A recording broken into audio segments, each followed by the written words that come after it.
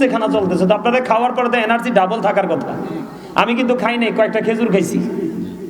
আমি কিন্তু খাই নাই, আমি কারো বাড়িতে গেলে দাওয়াতটা খাই না, যাই যার দোয়া করে চলে আসি। আজকে আইছি কিছু রুহানি সহবত নেওয়ার জন্য। আলহামদুলিল্লাহ কোন আরে আরো জোরে আরো জোরে আলহামদুলিল্লাহ। ওয়াজ আরেকটা করা লাগে, এই জন্য আল্লাহ রাসূল কইছে ফেরতারে 3 ভাগ করো, 1 ভাগ খানা দিয়ে পুরো, আর 1 ভাগ পানি দিয়ে পুরো, 1 ভাগ ফ্রি দাও। আমার মনে আপনাদের ওয়াজটা আছে না, মানে গলা পর্যন্ত খাইছেন। কি ভুল কইছি নি? হ্যাঁ, এখন মানুষ অসুস্থ বেশি না, কথা কয় না কেন? আপনারা এই ওয়াজটা যদি শুনতে চান, আপনারা আমাকে একটু অ্যাক্টিভ করতে হবে আপনাদের আচরণ দিয়ে, কারণ আপনারা অনেক দূর থেকে আসছেন। এখান থেকে কি সোনা গয়না নিতে আসছে? আমরা আল্লাহ এবং রাসূলকে পেতে আসছি, তাই না? তো এই জন্য আপনাকে অ্যাক্টিভ হতে হবে। আমি একটা আলোচনা করব আজকে, খাবার নেই কেন মানুষ বেশি অসুস্থ হয়, সেই বিষয়টা নিয়ে। এটা আপনাদের জীবনে বেশি গুরুত্বপূর্ণ দরকার, আমি বিষয়টা নিয়ে আলোচনা করব। তবে আপনারা আমাকে কি করবে, শোনার মতো যে মানসিকতা আছে এটা আপনারা আমাকে বুঝাইতে হবে। কারণ আল্লাহ রাসূলের নির্দেশ, যে শ্রোতারা যদি শুনতে না চায় স্টপ করে দাও, জাস্ট সাইলেন্ট হয়ে যাও, ওয়াজ চলবে না।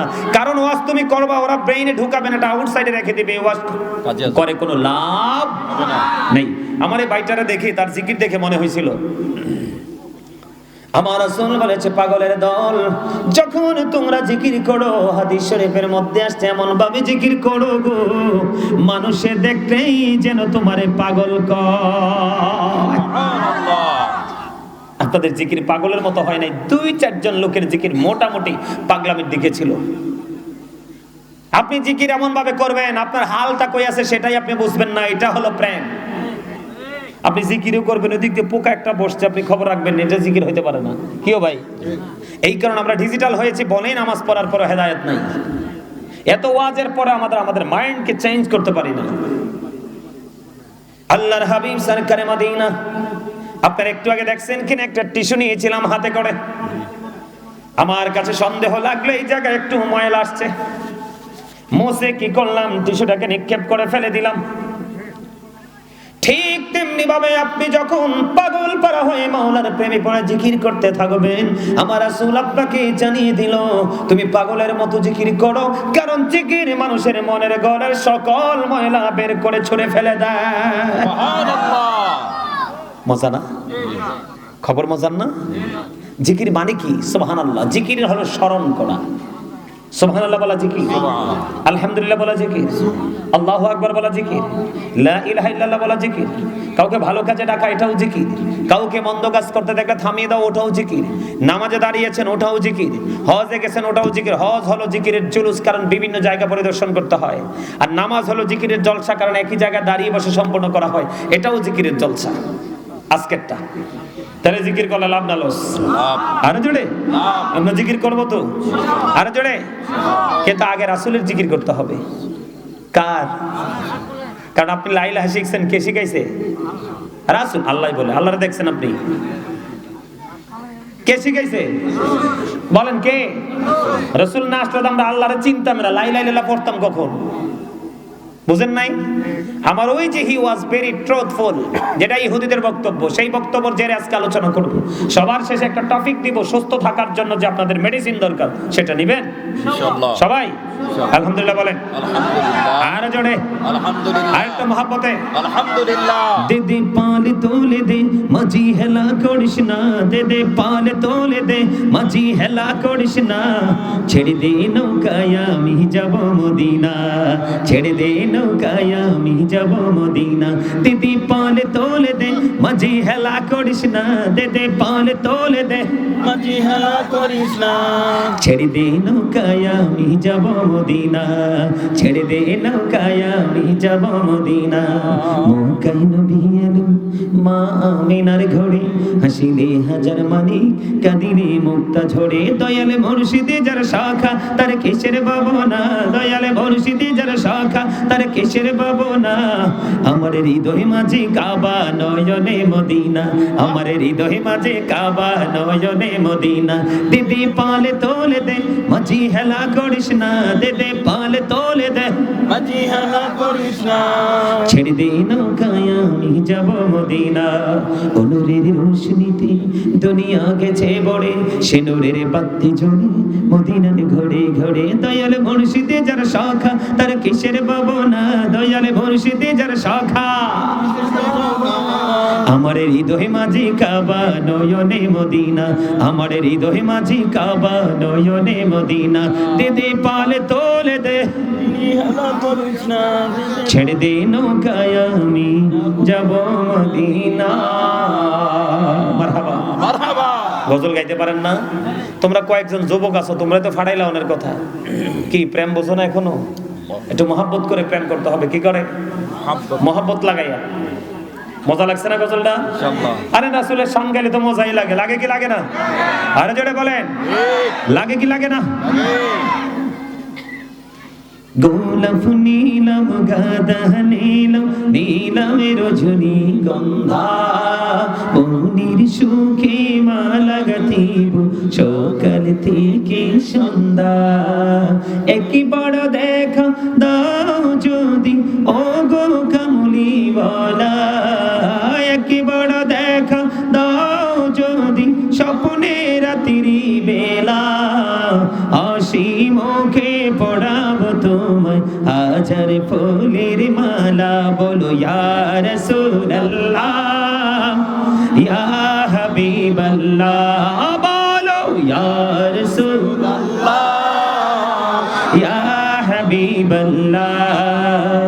গোলাপ নীলম গাদা নীলম নীলম রজনী গন্ধা, মোহনের সুখে মালা গাথিব সকাল থেকে সন্ধ্যা।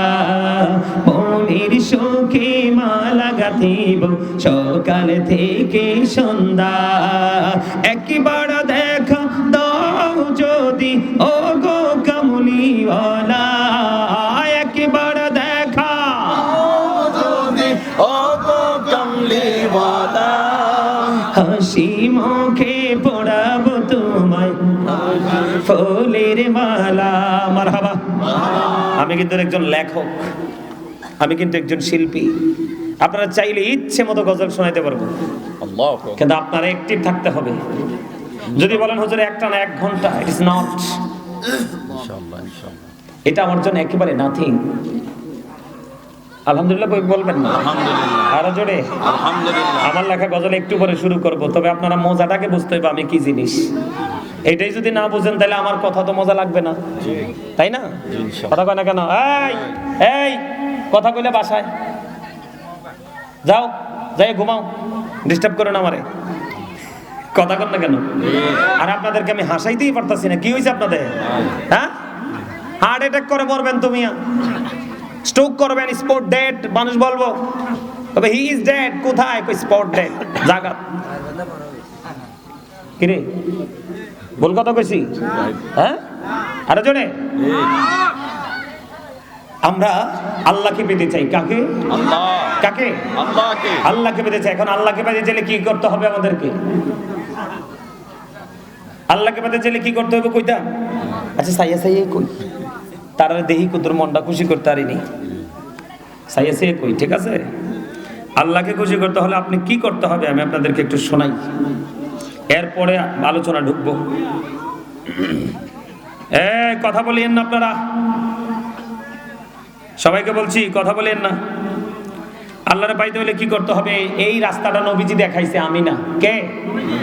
বিসমিল্লাহির রহমানির রহিম। عن أبي هريرة رضي الله تعالى عنه قال رسول الله صلى الله عليه وسلم من أطاعني فقد أطاع الله ومن عصاني فقد عصى الله ومن أطاع أميري فقد أطاعني ومن عصى أميري فقد عصاني متفق عليه। سوري سوري বলুন আল্লাহু আকবার। বন্ধুরে আমার, ও বন্ধু, সোলাখালি গ্রামের আমার ভাই, আমার বাবা, আমি আমার মা বোনদেরকে এবং দূর দূরান্ত থেকে আসা মেহমান বৃন্দ আপনাদের সবাইকে বলবো, হৃদয়ে জানালা খুলে সবাই শুনেন।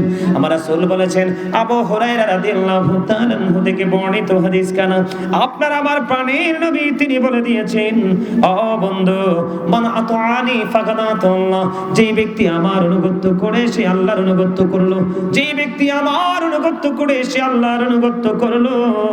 এরপরে বলেছেন, ওমান আসানি ফাকাদ আসাল্লাহ, যে ব্যক্তি আমার অবাধ্য করে সে আল্লাহর অবাধ্য করলো। এরপরে সেকেন্ড স্টেজে সে রাসূল কি বলেছে দেখেন, ওমান আতা আমিরি ফাকাদ আতানি, যে ব্যক্তি আমার আমিরের অনুগত করে সে আমার অনুগত করলো। এরপরে বলেছেন, ওমান আসা আমিরি ফাকাদ আসানি, যে ব্যক্তি আমার অবাধ্য করে সে, যে ব্যক্তি আমার আমিরের অবাধ্য করে সে আমার অবাধ্য করলো। বুখারী এবং মুসলিম শরীফের হাদিস। বন্ধুরে আমার, হযরতে আবু হুরায়রা রাদিয়াল্লাহু তাআলা আনহু থেকে হাদিস খানা বর্ণিত, আমার আপনার প্রাণের নবী তিনি বলে দিয়েছেন, যেই ব্যক্তি আমার অনুগত করে সে আল্লাহর অনুগত করলো, যেই ব্যক্তি আমার অবাধ্য করে সে আল্লাহর অবাধ্য করলো। এই দেখেন কত চমৎকার। তার মানে রাসূল মানলে আল্লাহ মানা হয়, রাসূলকে অমান্য করলে আল্লাহর অবাধ্য হয়। ঠিক কিনা বলেন? এটা হলো হাদিসের প্রথম অংশ। আপনি সন্দেহ করার কোনো অবকাশ নেই।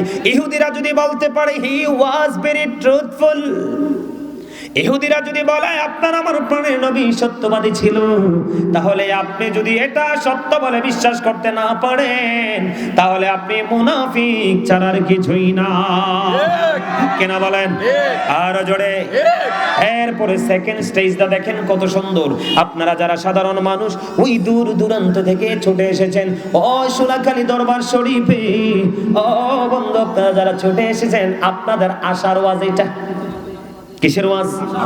আপনারা যে ছুটে এসেছেন, আপনাদের ছুটে আসাটা কতটা যৌক্তিক কোরআন হাদিস দ্বারা আমি আজকে প্রমাণ করে দিব। কারণ আমি আশ্চর্য হয়েছি এবং মুগ্ধ হয়েছি।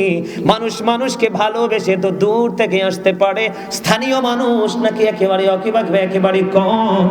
এখানে যারা আছেন আপনারা ম্যাক্সিমামই মেহমান।